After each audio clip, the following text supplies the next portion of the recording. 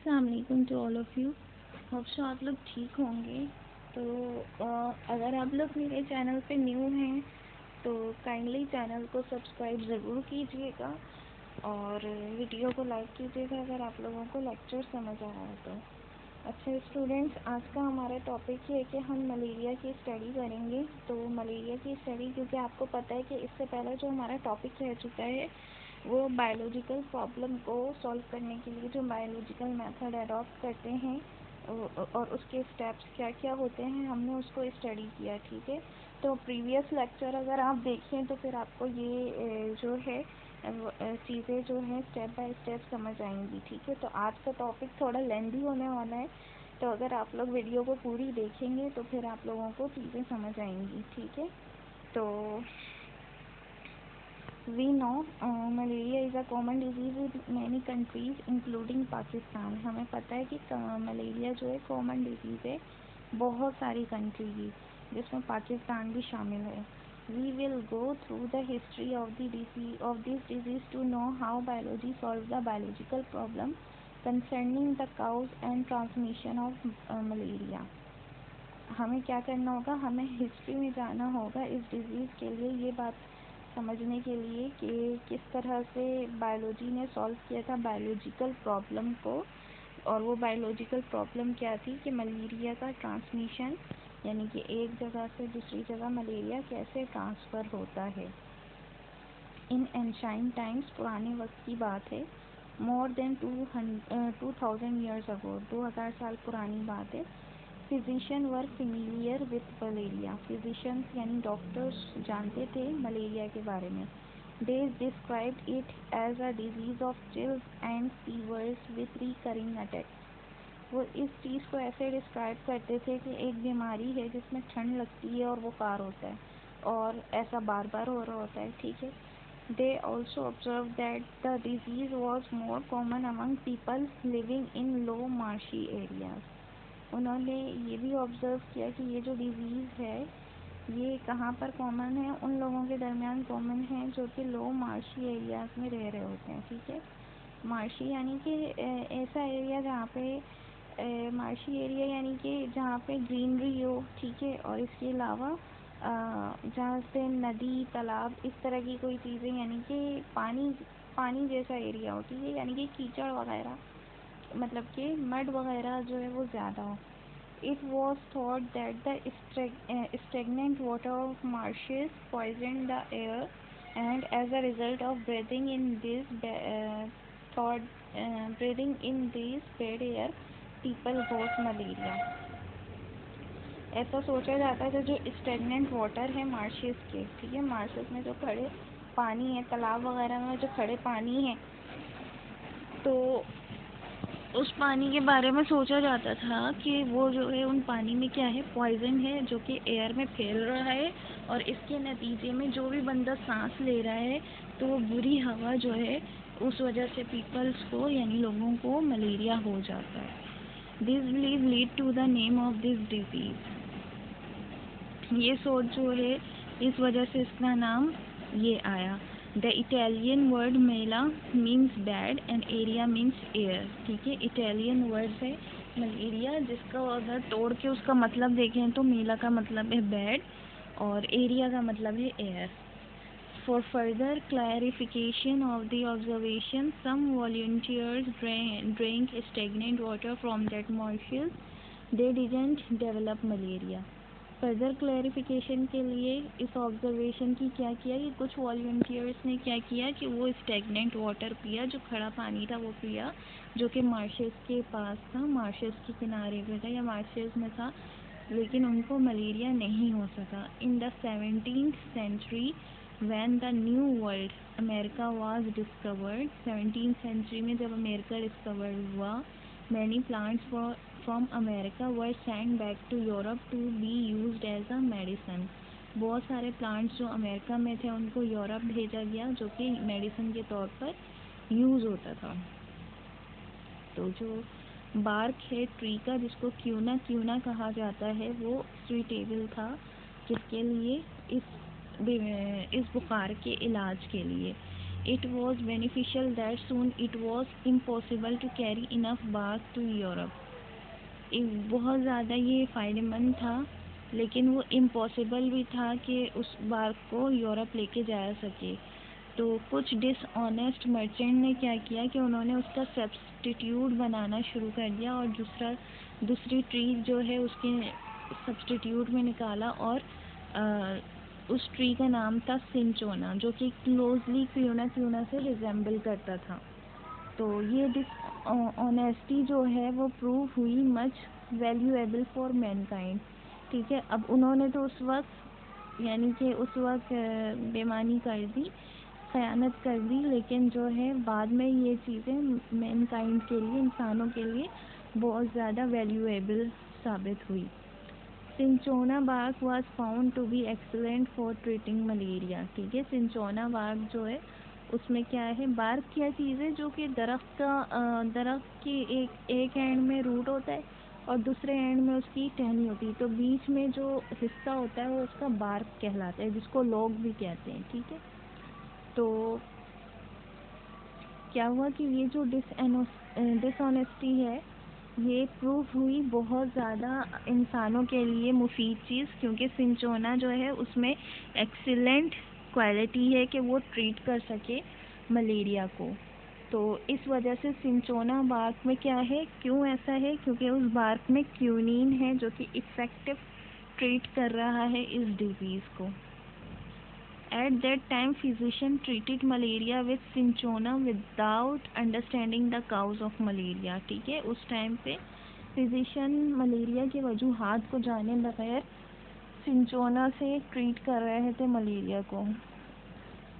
200 years later, 200 साल बाद, it was found that some disease are caused by tiny living organism. ये ऐसा समझा जाने लगा कि कुछ बीमारियां ऐसी हैं जो कि टाइनी लिविंग ऑर्गेनिजम्स की वजह से वजूद में आती हैं। After this discovery, it also became a belief that malaria too might be caused by some microorganism. इस बिलीफ के साथ ये भी समझा जाने लगा कि मलेरिया भी हो सकता है कि माइक्रो ऑर्गेनिजम्स की वजह से होता हो। तो इन 1978 में फ्रेंच आर्मी फिजिशियन जिनका नाम लेवन था, उन्होंने स्टार्ट किया सर्च करना कि मलेरिया की वजूहात क्या हैं। He took a small amount of blood from a malarial patient and examined it under microscope. उन्होंने स्मॉल अमाउंट ऑफ ब्लड लिया मलेरियल पेशेंट का और उसको माइक्रोस्कोप में देखा। ही नोटिस सम टाइनी लिविंग क्रिएचर्स, उन्होंने नोटिस किया कि कुछ छोटे छोटे क्रिएचर्स हैं। His discovery was not believed by other scientist, उनकी भी इस डिस्कवरी को दूसरे साइंटिस्ट ने यकीन नहीं किया। 2 साल बाद दूसरे फिजिशियन ने ये देखा कि सेम क्रीचर जो है, सेम चीज़ें जो हैं वो किसमें, मलेरियल पेशेंट के ब्लड में हैं। 3 साल बाद फिर उसके बाद सेकंड डिस्कवरी हुई कि सेम क्रीचर जो हैं वो देखे गए तीसरी दफ़ा। तो ये जो ऑर्गेनिज़म्स हैं उसका नाम इन्होंने दे दिया कि वो ऑर्गेनिज़म जो दिख रही है मलेरियल पेशेंट के ब्लड में, उसका नाम इन्होंने प्लाज्मोडियम रख दिया। In the last part of 19th century के लास्ट पार्ट में many different causes of malaria were being suggested, बहुत सारे दूसरे वजूहात जो है मलेरिया के वो सजेस्ट किए गए कि पॉसिबिलिटी है कि किसी और वजह से भी मलेरिया हो सकता है। By that time there were 4 major observations about malaria के 4 मेजर ऑब्जर्वेशंस थे उस वक्त। Malaria and marshy areas have some relation, यानी कि मार्शी एरिया जो है और मलेरिया, इनका आपस में कुछ ना कुछ कनेक्शन है। क्यूनिन जो है वो इफ़ेक्टिव ड्रग है मलेरिया को ट्रीट करने का। ठीक है, drinking the water of marshes doesn't cause malaria, पानी पीने से मार्शेस के मलेरिया नहीं होगा। प्लाज्मोडियम जो है वो किस में दिख रहा है, मलेरियल पेशेंट के ब्लड में दिख रहा है। We know that a scientist uses whatever information and observation he has and make one और मोर हाइपोथेसिस। अब हम क्या समझते हैं, हमें पता है कि साइंटिस्ट क्या करते हैं, जो भी इंफॉर्मेशन या ऑब्जर्वेशन उनको मिली है वो उससे मिलते जुलते हाइपोथेसिस बनाते हैं। ये हाइपोथेसिस जो है इस केस में मिलते हैं कि प्लाज्मोडियम जो है वो क्या है, मलेरिया की वजह है। Scientist doesn't know whether his hypothesis is true or not, but he accepts it may be true and makes deductions. Scientist को ये नहीं पता कि ये हाइपोथेसिस ट्रू है या फॉल्स है, लेकिन उन्होंने इसको कंसीडर कर लिया ट्रू और इससे वो डिडक्शंस बनाने लगे। One of the deductions from the above hypothesis was, एक डिडक्शन हाइपोथेसिस से रिलेटेड क्या थी कि if plasmodium is the cause of malaria, then all person ill with malaria should have plasmodium in their blood। ठीक है, तो एक deduction तो ये हो गई कि अगर प्लाज्मोडियम जो है मलेरिया की वजह बन रहा है, तो फिर जितने भी लोग हैं जो कि मलेरिया की वजह से बीमार हैं उनके ब्लड में क्या होना चाहिए, प्लाज्मोडियम होना चाहिए। The next step was to test the deduction through experiment which were designed as। Next step क्या है कि डिडक्शन को टेस्ट करना एक्सपेरिमेंट्स के थ्रू, जो कि डिज़ाइन कैसे हो रहा है। Blood of 100 malarial patient was examined under microscope. 100 malarial patient का ब्लड जो है एग्जामिन किया माइक्रोस्कोप के अंदर for the purpose of having a control group. Control group भी वहाँ पे रखा। तो blood of 100 healthy person was also examined under microscope. Healthy person को के भी ब्लड्स जो हैं वो माइक्रोस्कोप के अंदर देखे गए। तो result of the experiment show that the almost all malarial patients had Plasmodium in their blood.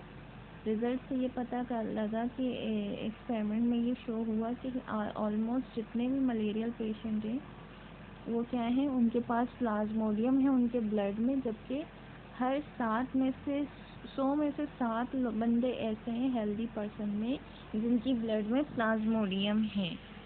ठीक है, तो हम ये जानते हैं कि प्लाज्मोडियम जो है अगर वो पाया जा रहा है हेल्दी बंदे में तो वो अभी इंक्यूबेशन पीरियड है। ठीक है, इंक्यूबेशन पीरियड फिर इन्होंने आगे बता दिया कि इंक्यूबेशन पीरियड क्या होता है।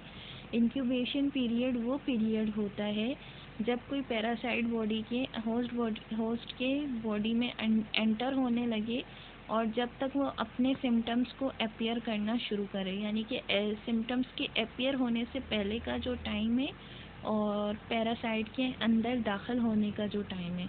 तो दाखिल से एंड तक का जो टाइम है, जब तक सिम्टम्स अपीयर ना हो जाए, तो उस टाइम को इंक्यूबेशन पीरियड कहते हैं। तो result were quite convincing and prove that the hypothesis. सही, रिजल्ट जो क्या है कि कन्विंस कर रहे हैं इस बात का और प्रूव कर रहे हैं इस हाइपोथेसिस को कि प्लाज्मोडियम जो है वो क्या है, मलेरिया का काउज है। वो बात सच है। Malaria has killed more people than any other disease. Malaria ने लोगों को ज़्यादा किल किया है दूसरे बीमारियों के मुकाबले में। The account of malaria is an example of a biological problem and how such problem are solved। तो